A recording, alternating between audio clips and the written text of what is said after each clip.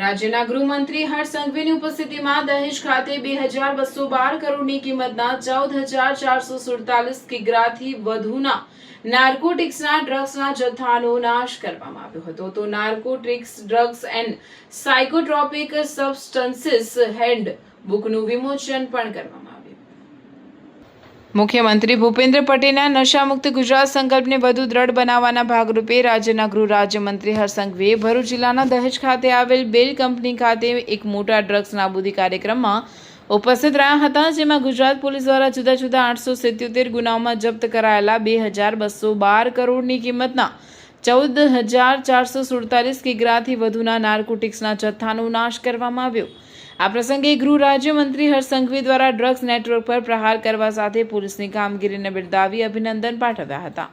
આ પ્રસંગે ગૃહ રાજ્યમંત્રી હર્ષ સંઘવીના હસ્તે સરકારની રિવોર્ડ પોલિસી હેઠળ રાજ્યના મોટા કેસોમાં સફળતાપૂર્વક કામગીરી કરનાર પોલીસ જવાનોને લાખો રૂપિયાની ઇનામની રકમ અર્પણ કરવામાં આવી, તેમજ narcotics drugs and psychotropic substances હેન્ડબુકનું વિમોચન પણ કરવામાં આવ્યું. દહેજની GSCL કંપની હોલ ખાતે આયોજિત કાર્યક્રમમાં ગૃહ રાજ્યમંત્રી હર્ષ સંઘવી દ્વારા ડ્રગ્સ નેટવર્ક પર પ્રહાર કરવા માટે કેટલાક મહત્વપૂર્ણ પગલાઓની જાહેરાત કરી હતી.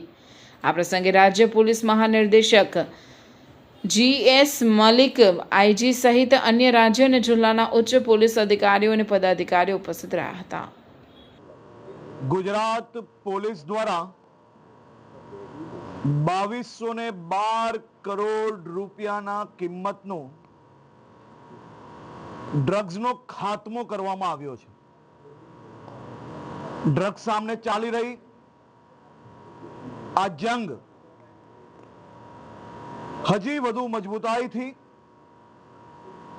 ગુજરાતના ખૂણે ખૂણે પહોંચે તે દિશામાં ગુજરાત પોલીસની કામગીરી ચાલી રહી છે.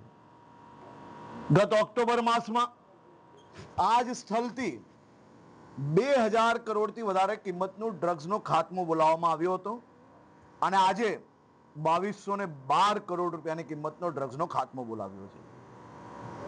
આ વર્ષે ગુજરાત નહીં પરંતુ દેશના ઇતિહાસમાં ડ્રગ્સના કેસના કન્વિક્શનમાં સૌથી મોટો વધારો એ ગુજરાતમાં આવ્યો છે. ગુનેગાર પકડાઈ જાય, વર્ષો તક કેસ ચાલે, છુટકારો મળી જાય ક્યાંક ને ક્યાંક છટકબારી શોધીને, પરંતુ છેલ્લા 5 વર્ષથી જે પ્રકારે એક પછી એક મહત્વના બદલાવના કારણે આ વર્ષે આશરે 65% જેટલા ગુનેગારોને સજા સંભળાવવામાં સફળતા પ્રાપ્ત થઈ છે. આવનારા દિવસોમાં 100% ગુનેગારોને સજા સંભળાવવામાં સફળતા પ્રાપ્ત થાય તે પ્રકારના કામગીરીમાં અમે આગળ વધી રહ્યા છીએ.